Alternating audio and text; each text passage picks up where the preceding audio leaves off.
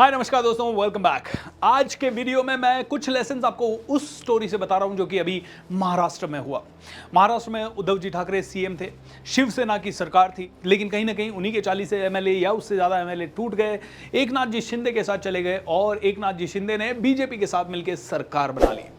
दोस्तों ये तो एक जग जाहिर बात है, इसके बारे में एनालिसिस भी आपने टीवी में बहुत देखा होगा, लेकिन कुछ चीजें हैं जो कि हम सबको समझनी है लीडरशिप के पॉइंट ऑफ व्यू से। लीडरशिप के पॉइंट ऑफ व्यू से सबसे पहली चीज हमें जो समझनी है वो है we need to be aware. Highest awareness हमें रखनी है। हाईएस्ट अवेयरनेस अबाउट हमारे ऑर्गेनाइजेशन में क्या चल रहा है, हमारे ऑर्गेनाइजेशन में लोग क्या फील कर रहे हैं, हमारे ऑर्गेनाइजेशन में लोगों का इमोशन किस लेवल का है, हमारे ऑर्गेनाइजेशन में लोग दुखी हैं या सुखी हैं, उनके अंदर की बात करनी है, समझनी है। देखिए मैं कोई पॉलिटिकल एनालिस्ट तो हूं नहीं, मैं उन सभी को कोई पर्सनली जानता हूं, मैं जस्ट एक जनरल ओपिनियन दे रहा हूं जिससे कि आप और मैं कुछ सीख सकते हैं। मुझे लगता है ऐसा कि कहीं एकनाथ जी शिंदे और उद्धव जी ठाकरे के बीच में वो तालमेल था नहीं, या अगर था तो उद्धव जी ने उसे फॉर ग्रांटेड ले लिया कि नहीं यार एकनाथ जी तो अपने ही आदमी है, एकनाथ जी तो अपने सारे डिसीजन को समर्थन करेंगे ही करेंगे, हम कोई भी डिसीजन ले ले तो ये समर्थन तो मिलना ही मिलना है, इसमें कोई दिक्कत वाली बात नहीं है। देखिए दोस्तों, leadership is not based on assumption, leadership is based on awareness. Assumption के बेस पे अगर लीड किया तो इस तरह की सिचुएशन बन सकती है, लेकिन अगर आप अवेयर हैं और पूरी तरह से अवेयर हैं अपने बिजनेस के बारे में, लोगों के बारे में, तो definitely you can really be a game changer. So become aware, awareness पैदा कीजिए अपने बारे में।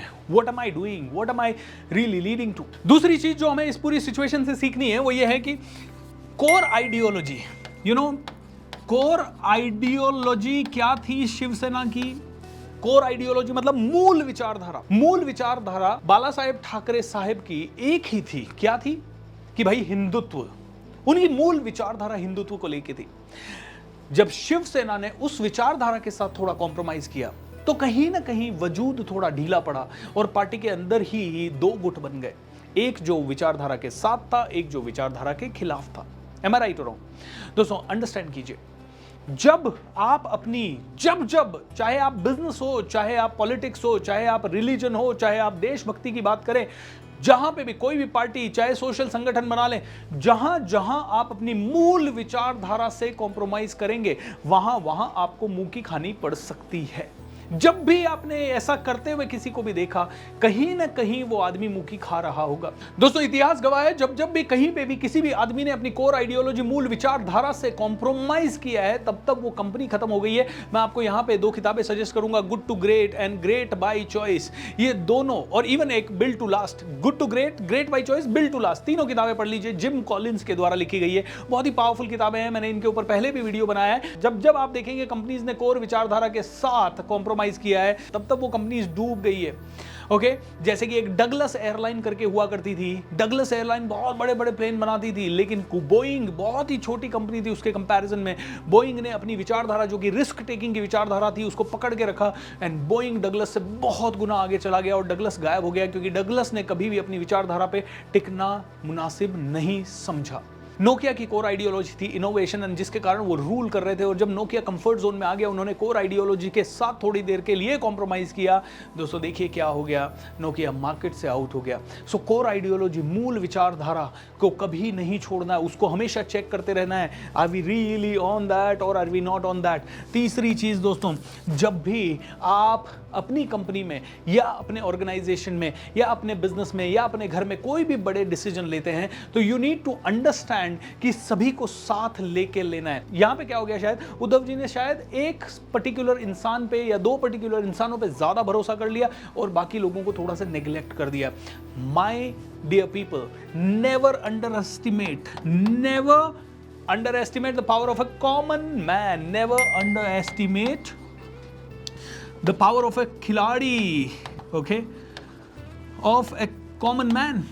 कई बार क्या होता है कि हम जो कॉर्पोरेट हॉल में बैठ के स्ट्रैटेजाइज कर रहे हैं, बस उन्हीं लोगों पे विश्वास करते हैं और ग्राउंड लेवल के लोगों पे विश्वास नहीं करते। My dear friend, ground level के लोग जो जनता से जुड़े हुए हैं, जो बिल्कुल प्ले कर रहे हैं, फील्ड पे जाके प्ले कर रहे हैं, जो फील्ड में उतरे हुए हैं, उन लोगों को बार बार चेक करना है, उनकी बार बार राय लेनी है, क्योंकि कई बार वो लोग उन लोगों से ज़्यादा अच्छी राय, सजेशन दे सकते हैं जो कि आपके कॉर्पोरेट ऑफिस में बैठे हुए हैं। सो ग्राउंड लेवल के लोगों को वैल्यू करनी है। ऐसे ही दोस्तों बहुत सारे और भी छोटे छोटे लेसन है, जैसे कि हम में से हर एक आदमी को बहुत दूर की सोचनी चाहिए। जब भी कोई डिसीजन ले तो 10, 15, 20 साल आगे की सोचनी चाहिए। यहाँ पे मुझे जैसे लगता है कि एक मुख्यमंत्री बनने की होड़ इतनी ज़्यादा थी या इतनी चाह ज़्यादा थी या पार्टी को पावर में लाने की चाह इतनी ज़्यादा थी कि वो लॉन्ग टर्म देखना इस चीज़ में भूल गए। इसी को कहते हैं लॉन्ग टर्म का विजन। दोस्तों जब किसी कंपनी के पास या किसी भी ऑर्गेनाइजेशन के पास विजन नहीं होता या विजन धुंधला हो जाता है तो उसके बाद इस तरह की सिचुएशंस बनती है। इस घटनाक्रम से एक और चीज़ सीखते हैं। देवेंद्र फडणवीस साहब जो कि पहले मुख्यमंत्री थे, वो अभी भी मुख्यमंत्री हो सकते थे, लेकिन कहीं ना कहीं उन्होंने एक्सेप्ट किया कि मैं एक लेवल स्टेप डाउन कर दूं, क्योंकि ये फॉर्मूला बहुत ही इंपॉर्टेंट है। जिसके कारण सत्ता मिल रही है वो आदमी सत्ता चाहेगा कहीं ना कहीं, उसके अंदर कहीं ना कहीं थॉट होगा। क्योंकि आज तो देवेंद्र फडणवीस साहब शायद सरकार बना सकते थे, सीएम बन सकते थे, लेकिन उन्होंने एक बहुत अच्छा निर्णय लिया कि कहीं ना कहीं एकनाथ जी शिंदे को सीएम बनने दिया। इससे क्या होता है कि जो लोगों के कारण आपकी सरकार बनने वाली है, जिन लोगों के समर्थन से आपकी सरकार बनने वाली है, वो रुष्ट नहीं होंगे और आप आसानी से उस सरकार के साथ काम कर सकते हैं, क्योंकि उनका ईगो आपने डेफिनेटली भांप लिया है, आपने समझ लिया है और आपने उसके हिसाब से सिचुएशनल कॉल लिया है। ये सही है या नहीं है, फ्यूचर बताएगा दोस्तों। क्योंकि दोस्तों समीकरण पॉलिटिक्स में हजार हो सकते हैं, लेकिन मैं कहूंगा ये 4-5 छोटी पाटी चीजें अगर आपने ध्यान रखी तो आपकी कंपनी में भी आप लीडरशिप के लेसन्स को अप्लाई कर सकते हैं and you can grow by leaps and bounds.